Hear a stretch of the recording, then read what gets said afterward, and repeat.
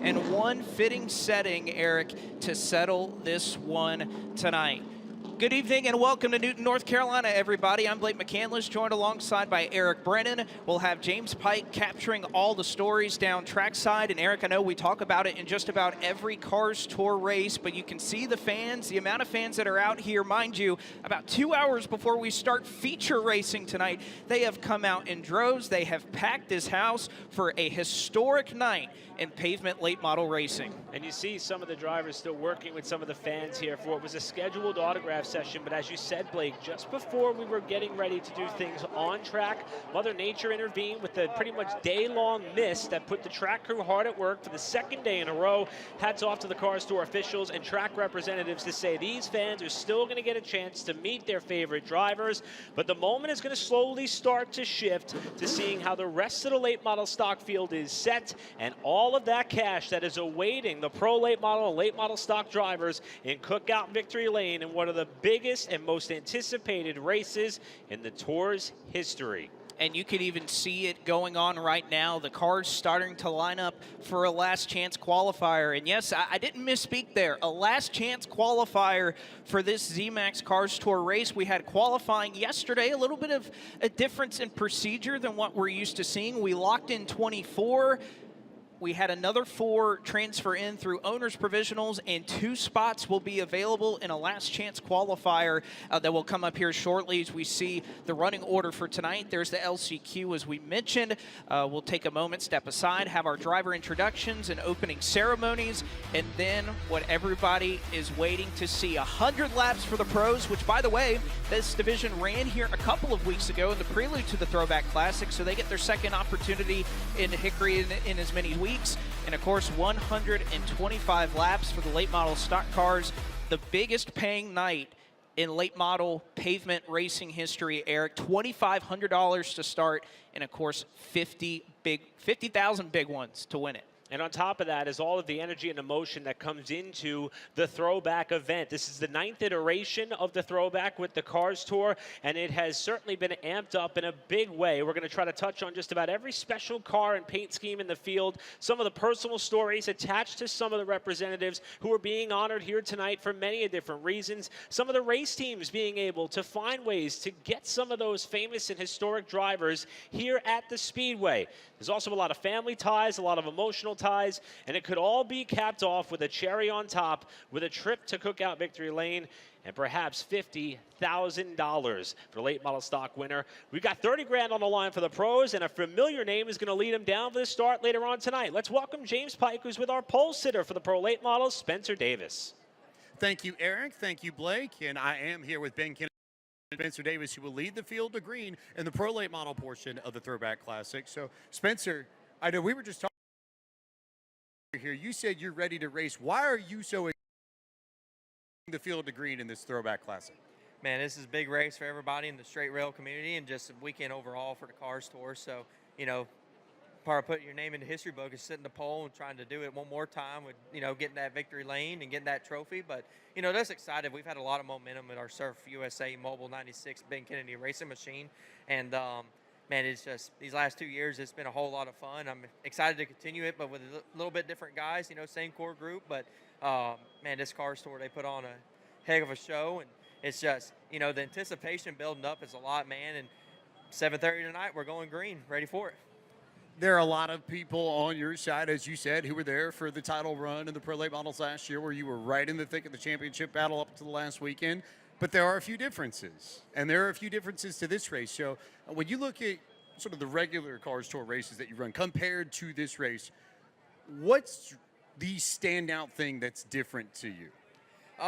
You know, besides the purse, just the size of the field. We got a pretty good field here today, 27 cars, and it's just the anticipation, you know, the build up to this event's a whole lot more than usual. Again, you know, it comes with the purse and with the notoriety of winning this race. And it's Hickory. Hickory gets wild for these Cars Tours events. So, you know, you got that in the back of your mind. But a little bit different for us. You know, we're not fighting for a title. We're here to win. That's all we're here for. And nothing much has changed besides the number and the color of the car. You know, same core group of guys. So just excited to be part of all this.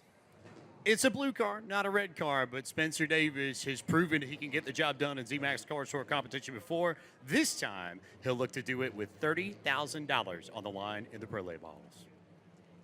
Thanks, Pike, and he's got a very potent team to do it with. That Ben Kennedy Racing organization has been on a tear, including here earlier this season when Spencer himself won one of the past super late model exhibition races held here back in May. That momentum, along with a top 5 in North Wilkesboro, may be all he needs. He's at least starting off better than any of the other pro late model drivers. He will be leading the field down for green as we are starting to see some of the teams head on over to their race cars. And Blake, the teams have probably been put through a bit of a ringer over the course of the last 24-plus hours.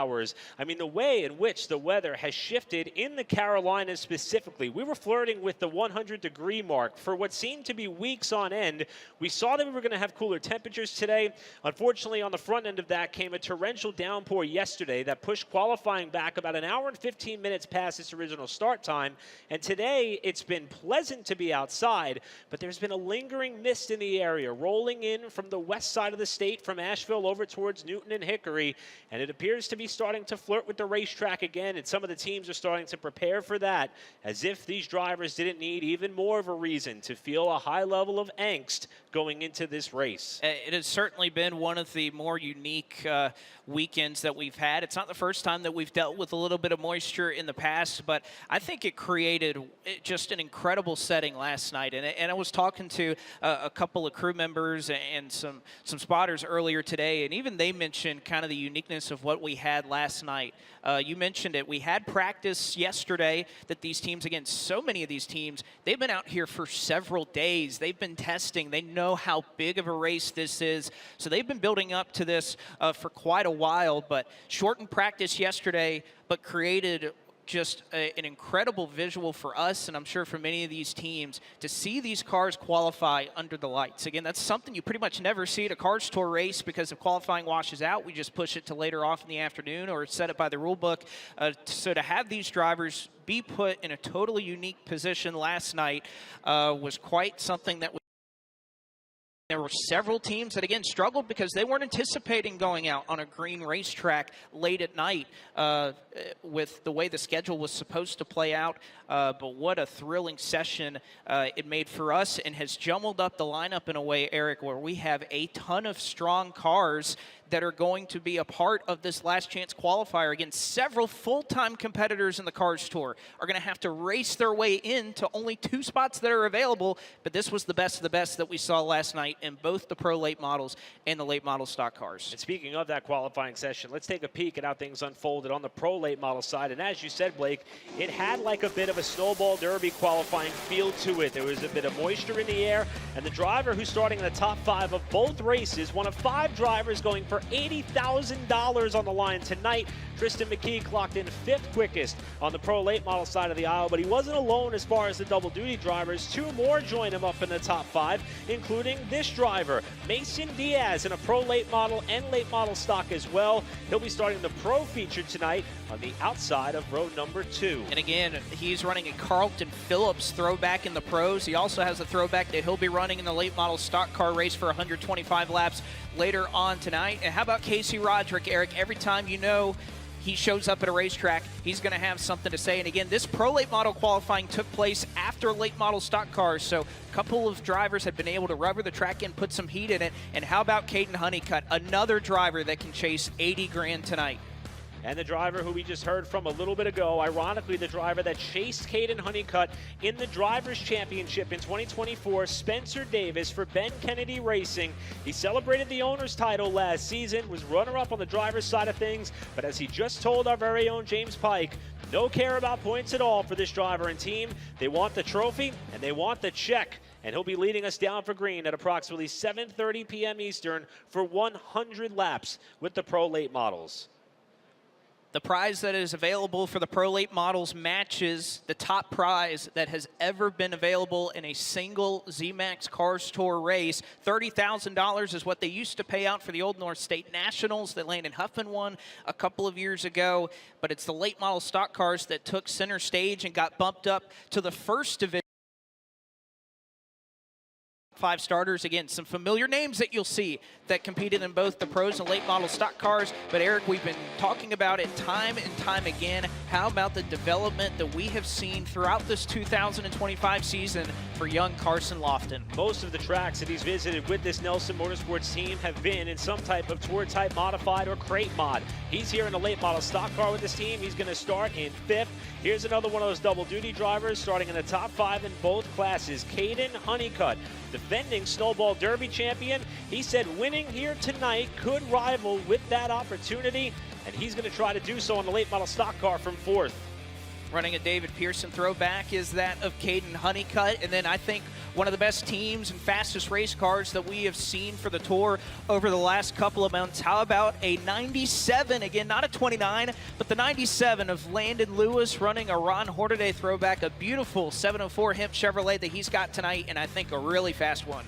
And up to the front row, throwing it back to his father, Scott, in a late model stock car that he ran in the 90s. Lane Riggs, weekend off on the trucks, just like Caden Honeycutt. Going to start on the outside of the front row, alongside of a driver looking for his first career late model stock win with the Cars Tour in a race that's produced first-time winners the last 3 years running. Tristan McKee for Matt Piercy Racing and his number 7 will lead us down for green in one of the most important full-bodied races that this young man has ever been a part of. A ton of confidence coming in for somebody who, again, for Matt Piercy Racing, he's about as good as any builder you're going to find at finding a way to get around this Hickory Motor Speedway tonight. So a ton of pressure on that young man, but he is more than capable of handling it. As we wrap up there for qualifying, you can see the late model stock cars have moved to the backstretch, but we're going to catch up here. James Pike has Kevin Harvick standing by. I do have Kevin Harvick here with me. Kevin, Throwback Classic here. It's a little bit bigger this year, increased involvement from FloRacing. To have their support and to have this kind of prize on the line, how big is it for you and for everybody involved with the series? Well, our ownership group and everybody at the Cars Tour is super appreciative of everything that Flo has done for this series. But you see it with the butts in the seats and the cars that have showed up this weekend. To be able to put on an event like this for our racers is something that we want to see more of, and in order to do that, you got to start. So it's just been a great few years of seeing the series grow, and so many of the guys that have come out of this series to be able to get opportunities at the next level just shows how qualifying showed how tough this field is with how tight the times were. I think maybe lost within all the storylines here is how big this night is for the pros in particular, because I know adding a big pro race sort of in that Martinsville vein for the late models has been a goal of the ownership group for a while. So to have something in that vein now with the $30,000 tonight, how significant is that for the pro side of things with the Cars Tour? Well, we believe in growing the pro side of things, and obviously with the West Coast and a couple of those competitors being able to bring their cars here, you see some guys come from the Southeast that normally don't race with us. It just allows them to be a part of the growth of the pro cars. And I think when you look at having several guys that are going for $80,000 tonight, there's a couple of them that I believe have a real chance at that. So it's great to be able to put both divisions on display and really show the strength of the series. We'll put on a different owner's hat here. I think we have to talk about your car, your driver, Landon Lewis, running a Ron Hornaday throwback. As significant as Ron was to your career even, to see how that's all panned out from your perspective, what's the reaction been like? Well, when they rolled that car idea out to me, I was like, absolutely. We have to be a part of the Throwback Classic this year, and to be able to have Ron's car out here. I grew up as a kid watching that yellow and orange car on the West Coast as a fan, and as a kid, I sat in the grandstands at Mesa Marin, and Ron's a Hall of Famer now, won a lot of truck races for us. So you see all these great paint schemes, but obviously I'm a little bit biased to the West Coast guys because that's where I became a race fan, and that's really what you want is to see all those types of schemes, and they went all out with the crew uniforms, the car, the driver suit, everything. So I know Ron was really excited about seeing that car back on the racetrack. Some great stories of that car from Saugus Speedway. Him pushing the car across the line for the championship after the muffler went through the front window. So lots of those types of stories on pit road. Every team and car has that type of background and story to their particular paint scheme. And a lot of them have family ties. And obviously Landon has been with the Hornaday family for a long time. I slept on Ron's couch and wouldn't have been able to do the things that I did if it wasn't for the advice and things that Ron Hornaday gave so many of us. Speaking of familial ties, that's a big theme with Keelan's Throwback. So to have that car, all that gold, all that history there, as sort of the father and all that, what's the reaction been like on that end? Well, it's important to kind of explain Delaney and I's family history. Obviously, everybody watched me race, but the Linville family in general, John and Dickie Linville being able to race here, watch those guys race as many have that watch the sport. So, you know, to be able to tie the Harvick family and the Linville family together, and that's part of what this event is, explain the story of who you are, you know, who you liked, whatever the situation is. And for us, it just happens to be a family tie with Keelan's car, and you know, that was the car, the 32 gold and black car that he raced at a number of places, you know, mainly here in Caraway, but ran it a lot at Martinsville and through the days and years until the Jarrett family decided that they were going to run 32, and that's why he switched his number to 62. So the 32 was actually his first number, and it's fun to learn those stories. And it sort of ties into the number that you started with back in the day, too. So all kinds of familial connections, all kinds of great stories. We're going to cover a lot of them tonight during this Throwback Classic. But Kevin Harvick, many reasons to be here, many reasons to be excited about what we're going to see tonight at Hickory. Thanks, Pike. And to extend on something that Kevin was talking about there in terms of some of the reach that this series has been having, you know, another throwback with some family ties, the number 92 Pro Late model of Jace Hale that we're going to see in a short while. Throwing it back to a family friend of his out on the West Coast, John Krebs, who made a couple of Cup Series starts and attempts in 1994. Jace Hale is the current Spears Cars Tour West Pro Late model points leader with a couple of wins on the season. And Blake, seeing how many competitors have come from north of the border, the West Coast, the New England area, to run this race makes me feel like that the future, not only of an event that's already been a lot of fun, but the future of this race, especially if we're able to keep it at this level or continue to grow it, it's going to attract more and more talent from all different parts of the country and world, and it's just going to keep adding to the already incredible layer that is the love of this race, this place, and this tour.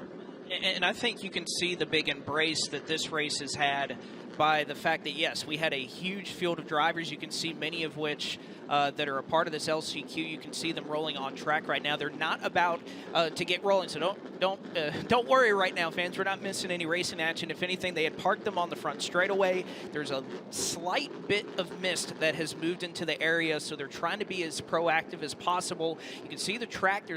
It's pretty dry right now, but they're going to try to move those cars to the pit area with some of that mist that has rolled through and at least try to make sure they stay ahead of the racetrack as much as possible. So they are going to try and take a couple minutes here to dry just what little has been dumped on the racetrack here over the course of the last few minutes. But Eric, the point that I was going to make is look at the amount of racers that come from Hickory Motor Speedway, that call Hickory home, that have been running at this track for years in the limited late models, in the late model stock cars. You saw Blaine Harrison right there in that Darrell Waltrip throwback that he's running. He's a great example of that. Graham Holler is a wonderful example of that. And, you know, honestly, thinking about Graham Holler, he's going to be leading a 20-lap LCQ or leading a 20-lap feature. He's been winning those type of features here in limited late models and late model stock cars here at Hickory and at Tri-County for years. It's got to feel like home to him, doesn't it? But we have so many stories of those drivers who race in this area, whether it's at Tri-County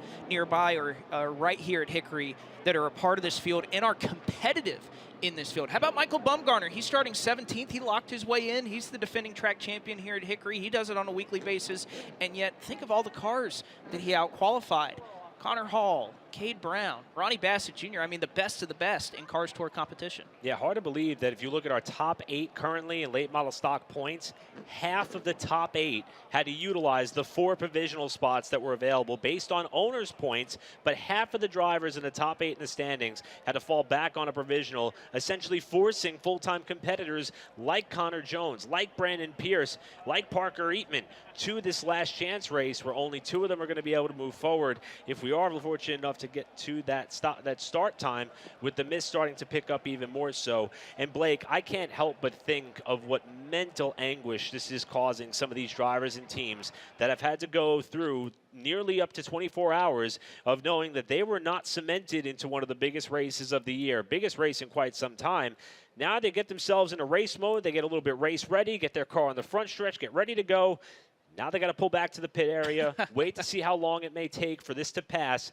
It's got to be one of the biggest and toughest things for many of these competitors to have to experience, and their team members. Well, and it's going to happen in the blink of an eye, right? I mean, 20 laps is going to go by so quickly, and you have to think about the fact there's only 2 spots available, and we have seen a in the lineup from what we had yesterday. Again, we locked in the top 24 on time. There were 4 provisionals. They were handed out as well. The remaining portion of the field was lined up in this LCQ, but we have had a couple of drivers. You can see the track drying crew going out right now in 1 and 2 to try and stay ahead of this racetrack right now.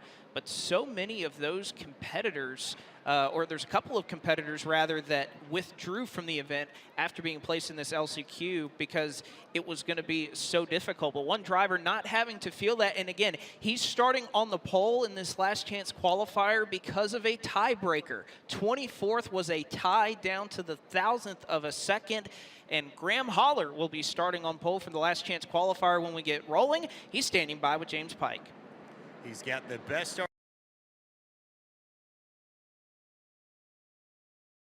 I know you had a whirlwind of emotions last night going through the process, knowing how close it was. So what was it like just learning that you're going to be in this and then mentally sort of regrouping to get here for this? You know, we had a really good car. I mean, the past 2 days we've been here, but you know, I put us back in qualifying. He went too high on air. The track was slick, you know, just because we got the rain. But, you know, this RNS race car is bad fast. You know, Ryan Millington helps me. You know, the car's really good. You know, it sucks to put ourselves back, like I said, but all we can do is we can only go one way, and that's not the way we want to go here. So we just need to stay where we're at, and we'll make the race about our time and, you know, make the best out of the weekend. Originally, Millington was one of the drivers that you were going to be competing against in this LCQ. He decided to withdraw his name from this race and turned around and helped you to have his expertise, his experience, everything that he's done in this series behind your operation. What kind of mental boost has that given you all today? No, it definitely helps. You know, Ryan's done a lot for me. You know, he helped set this car up. You know, the past 3 or 4 years I've done this, he's helped me, and you know, I couldn't thank him and his dad enough. You know, just help build these fast race cars. You know, Marcus Richmond, everybody, man, all the sponsors that put into this thing. So it's obviously not cheap to do this, but yeah, Ryan's a big mental help too, because you know, we came up here last week and he picked me up a half a tent just off of. He's been here for years and turns 1 and 2, so you know, he's definitely a big help. And then mentally now, you're sitting here, you're waiting. We may or may not get the opportunity to get going here when we're supposed to, but to have to mentally sort of regroup around that a little bit. Where are you, and do you want to try and get going, or are you okay with the wait? Where's your head sort of at this point? No, I'm a pretty impatient, anxious person when it comes to racing, so I'm ready to go. It sucks to stand here and walk around, but it's part of it. You can't help Mother Nature, so you know, we'll be ready to go whenever we can. He and Spencer Davis in the same boat. Both of them just want to get out there and race. And for Graham Holler, he wants to lock down his spot in the Throwback Classic. Thanks, Pike. I'm right there with Graham. I'm anxious. I'm ready to go. Let's try to get this thing underway. There's plenty of drivers who are as well. We're going to step aside. When we come back, we hope to present to you in about 15 or plus minutes time the last chance race for tonight's running of the Throwback Classic presented by FloRacing. You're watching live coverage of the ZMAX Cars Tour presented by Sound Gear on Flo.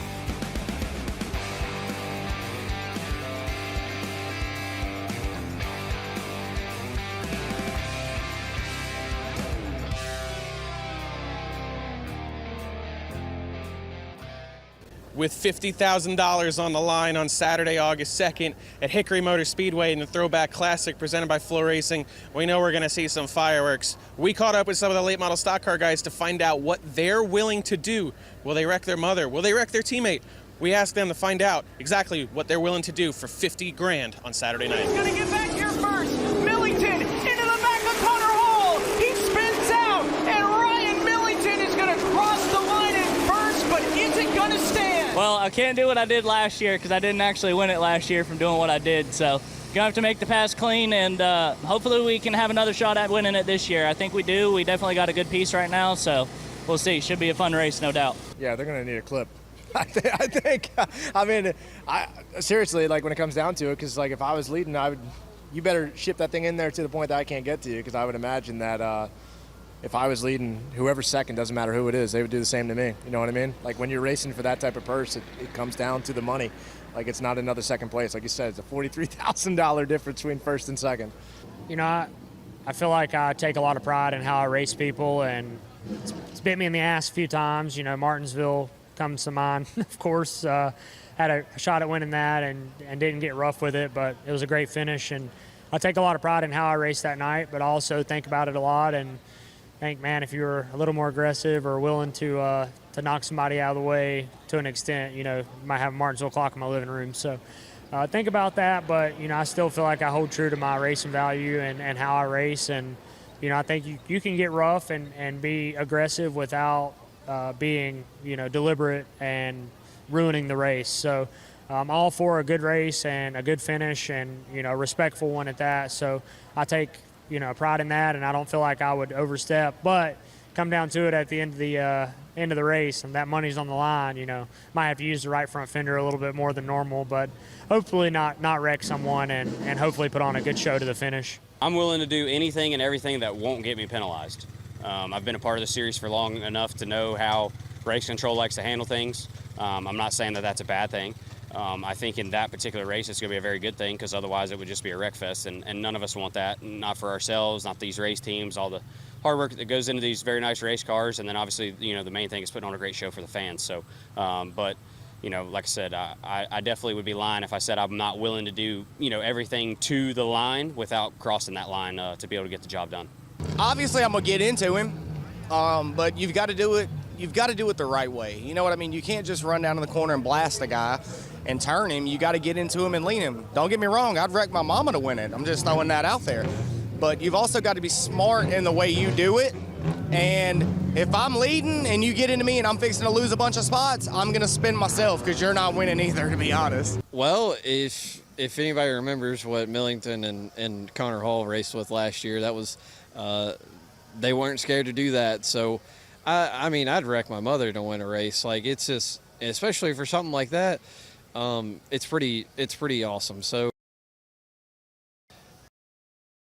know how that will come back and haunt you one day too. So you know, it just a matter of like how cleanly you can do it, but also like make it to where it doesn't make a call to like, all right, well, you definitely intentionally wreck the guy to win the race. So you know, the Millington and Hall deal last year at Hickory, or the I can't remember when it was. I guess it was last year. You know, just got to do it a little bit different than that. So if you can do it differently that way and still manage to win the race, I think that will show a lot. So yeah, definitely I would say to wreck somebody to win, but you are not going to get away with it, definitely with this tour and anywhere else that you go across the country.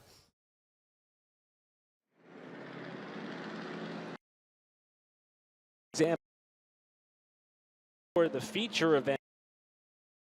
Last chance race. You got to be in it to win it, of course. And for many of the drivers who are about to strap back into their race cars and get set to line up for what may be a bit of an accelerated effort to get this last chance race in for the late model stock cars, we may see that same type of mentality, Blake, in what will be a battle for second, the final transfer spot up for grabs to start 30th in tonight's $50,000 to win Throwback Classic presented by FloRacing. We just made the announcement over the public address system a couple of minutes ago. Drivers to your cars. You could see one of the biggest names that we thought we would not see taking part in the last chance qualifier right there. How about Brandon Pierce, who with a couple of the withdrawals that we've had, he'll be starting up in the top 5, but again, 20 laps, only 2 spots available. You got to get it done quick. There is a lot of pressure on these drivers, not just to try and get in, but why they want to get in, Eric. $2,500 to start in a late model stock car race.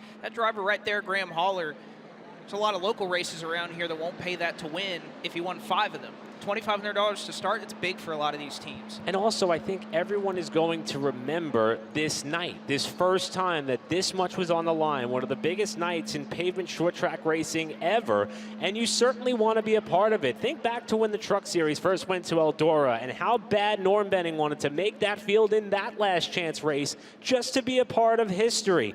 I think the 10 cars that are going to line up for this show here for 20 laps are about to put on a similar type of display with only 20 laps to have the opportunity. Zach Wells is strapped in the car. He wants to make his second consecutive start with the Tour after an impressive and respectful effort at Caraway Speedway about a month ago. Might take a little bit of, I would say, disrespect to get the job done in this race from where Zach's starting, but he's ready for the task, and we're about to be in for what would be the perfect warm-up for tonight's on-track activity, with 10 cars total slated to come down to start this 20-lap event once we're given a thumbs up from the track crew. Well, and just think about the amount of races we've seen this season and how it has been completely unpredictable, that we have some drivers that have struggled that are running 25th but find a way to finish up in the top 10. You never know what's going to happen in these 20 laps. And even talking with a crew member earlier today who's working with Tristan McKee, again, he sat on the Thunder Road Harley-Davidson pole, and he'll be leading the late model stock car feature to green. But yet they said there's so much pressure on them to try and win that race from the pole, to set the pace, to do everything the right way that it's supposed to be done. It's such a difficult balance for these drivers and teams to be able to do that. And like you said, in a totally unique situation, again, it's very rare in the pavement racing world that we don't have practice or any on-track activity before you line them up and go out there. And that's what is in front of these drivers here tonight. What a setting. I can't wait. We talked about this earlier, the fact that Graham Haller, who is starting on the pole for this LCQ, pinned up against the driver who was the last car to time his way in to the 24th place spot, Thomas Bean. Cars Tour printed this out and shared it on their social media, but we're going to present it along to you now. We had 42 late model stock cars attempt a qualifying time last night. The gap from first to last, less second on a just under 4/10 of a mile oval. The gap from first to fourth, 7 thousandths of a second, and the number of total ties across the 42 car field, 7, including the one for the bubble spot, in which a tiebreaker locked Thomas Bean into the field and sent Graham Haller to what is going to be the most wildest and unpredictable 20 laps that he may have ever driven before. And I know this is one thing that has come up over the last couple of years when we have our production meetings, when we're meeting with the staff of the Cars Tour. We're asking these questions about the rule book, where are the tiebreakers at? Because we know in Cars Tour competition, that's just something that's going to happen. Again, this tiebreaker between Thomas Bean, who officially qualified 24th, and Graham Haller right now, who is starting on pole for this last chance qualifier, there were no owner's points that these drivers had, so they had to rely on their second qualifying lap. So essentially the slowest lap that they were scored in qualifying ended up being the difference. Thomas Bean's first lap, it was, again, last night we saw a lot of second laps go out and run faster. So Thomas Bean's first lap was faster than Graham Haller by, again, about 100th of a second. And that ended up being the difference. The margin for error, you talk to any of these drivers, any of these teams, it's so small. And despite the fact that that may be a cute dog, it is fierce when it gets out on the racetrack. Aiden King strapped in the car, hoping for an opportunity to race his way into his field. Our chief starter, Brandon Willard, putting on the protective gear and getting set to be what could be a very busy night for him up in that flag stand, knowing all that is on the line. And for the drivers who are going to advance in the field, they already know that they're pretty much behind the 8 ball. This is the 22nd Cars Tour race at Hickory Motor Speedway. Of course, it is the 9th iteration of the Throwback event. It debuted back in 2017. We said the last 3 races here at Hickory for the Throwback produced first-time winners: Mason Diaz, Connor Zilich, and Ronnie Bassett Jr. 6 out of the 21 times. The winner of the eventual feature has come from the pole 21 times. The top 10. Only twice has a driver won a Cars Tour sanctioned late model stock race at Hickory from starting outside of the top 10, and Deke McCaskill was the furthest to do so after starting in 14th. These drivers are fully aware that even if they make the show tonight, it will be a tall task for sure, but given what is in front of them, nothing is impossible, especially looking at the strength of this field and who's going to fight it out amongst these 10. You saw Connor Jones there just a couple of moments ago, getting ready to roll off, running a 2012 Throwback to Jimmy Johnson, and they did a tremendous job on that race car. The metallic look and the blue of the 48 and the Lowe's logo that's on there, they did a great job, and I know that they want that car to be in the field again. It's a financial undertaking, Eric, for these teams to even participate in the Throwback. I know One Wraps, our very own Dylan Wilson, was very busy this week. He was wrapping 3 or 4 different race cars for this Throwback, and again, these teams, they invest in this. They want to be a part of it. So many of them featuring stories of drivers that they've looked up to, or even drivers in their family of years past. It's such an important event for these drivers to try and get off on the right foot. Again, the cars that you see with covers on them, that's the Pro Late models. They'll be taking place a little bit later on tonight, so they have the covers on them right now. There you can see the late model stock. 2 that will be remaining in the last chance qualifier when we get rolling here for 20 laps, and what we hope will be in just a couple of moments. And there you see cars rolling off. Graham Haller gonna lead the field out onto the racetrack to try and settle the last 2 spots to run the Throwback Classic presented by FloRacing.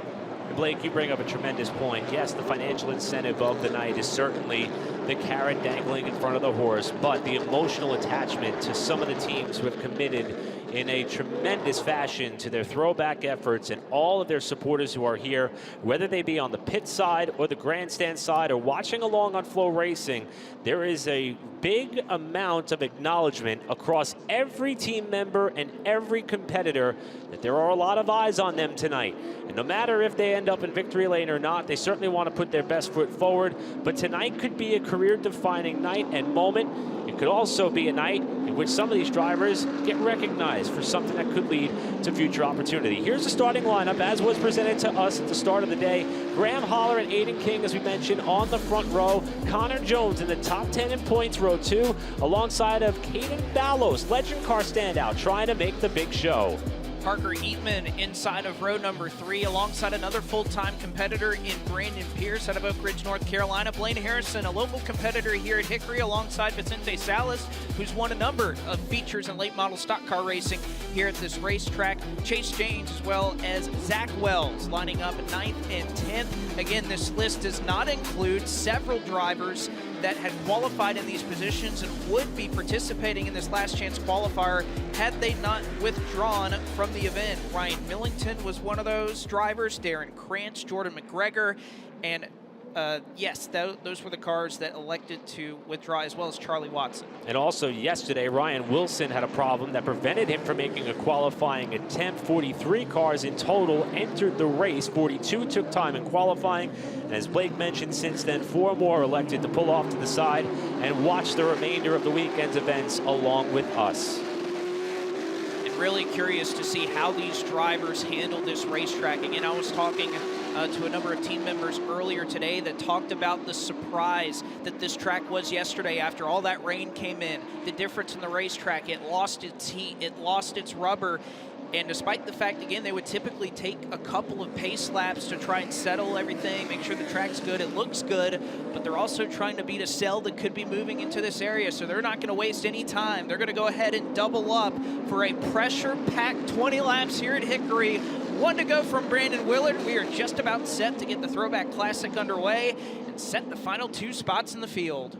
Couple of drivers trying to be a bit of Cinderella stories and trying to break through to enter the tail end or the last row in the 30-car field. Others trying to meet their expectations as full-time competitors on the late model stock side. Here we go. The HendrickCars.com pace car lights have extinguished. It is Graham Holler that will lead Aiden King and the rest of the field into the iRacing start zone. 20 laps, 2 spots up for grabs. Who's gonna get them?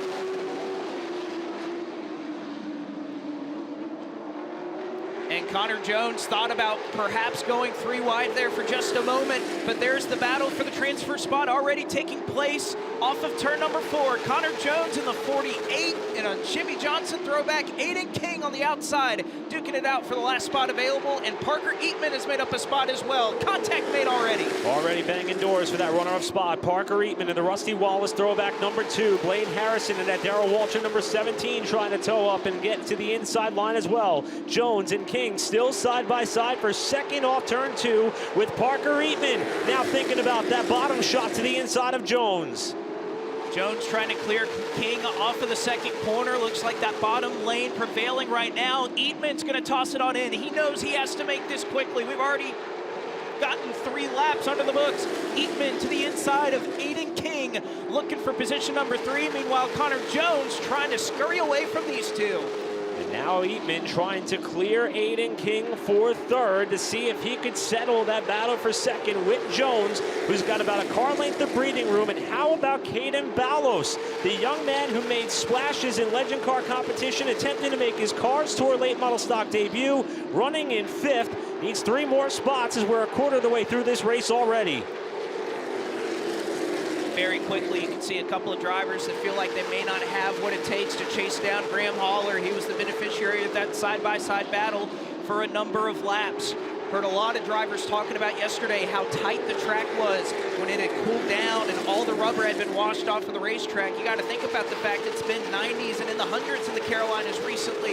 It's been a hot and slick summer that these drivers have had to race with. This track probably having more grip than what they've experienced in the last couple of months.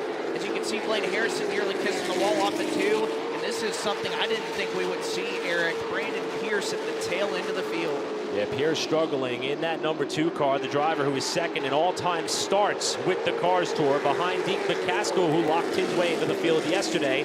Nobody has to fall back on a past champion provisional.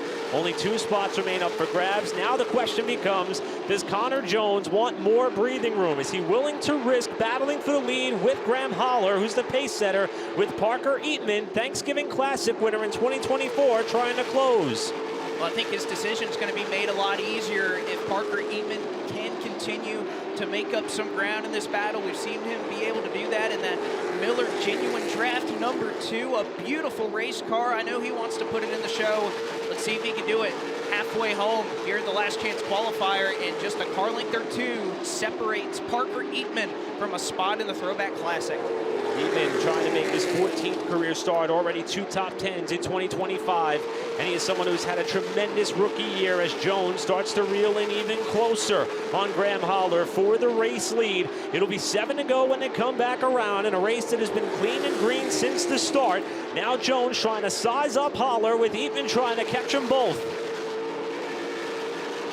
And I think if you're Graham Holler, this 48 has run you down. How hard do you fight for this spot? Again, it's a difference between starting 29th and 30th later on, but the last thing you want is a little bit of contact that could bring Parker Eatman into the fold. You can see it happening there, wheeling it off of turn 4 as they navigate a very vicious bump that has continued to get worse with time at Hickory Motor Speedway over the years.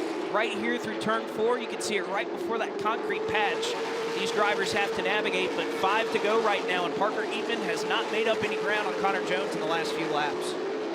Oh, bit of a bobble there by Connor Jones off of turn 2, which may end up being the trouble spot all night long. That exit of the second corner on the very rough and rugged Hickory Motor Speedway. 4 to go. Eatman now within a car length and a half of Jones, who's within a car length of Holler. Top 3 starting to ratchet it up with 3 to go at the line. Top 3 are separated from 4th by about a second, so this is the battle for that transfer now. Graham Holler, 3 laps to go, many times a winner here in features that are just a little bit longer than what they're running here tonight.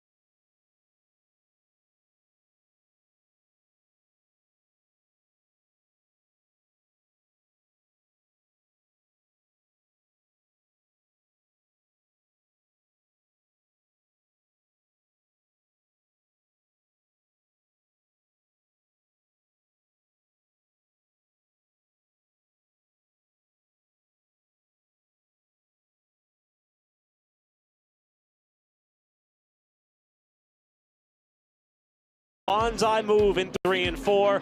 He comes up one spot short to make the big show. It'll be Graham Holler and Connor Jones advancing.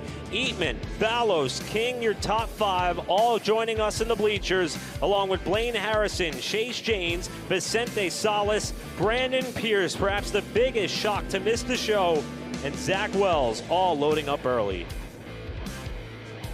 Shocking indeed for a couple of drivers that are each almost in the top 10 in points. Brandon Pierce 13th, Parker Eatman in 15th in the Cars Tour standings here in 2025. But no longer. It is tough here in the Cars Tour. Graham Holler, Connor Jones transfer in through to the last chance qualifier. They'll have an opportunity to chase $50,000 for 125 laps later on tonight. More racing to come from Newton, North Carolina. You're watching the Throwback Classic presented by FloRacing on FloRacing.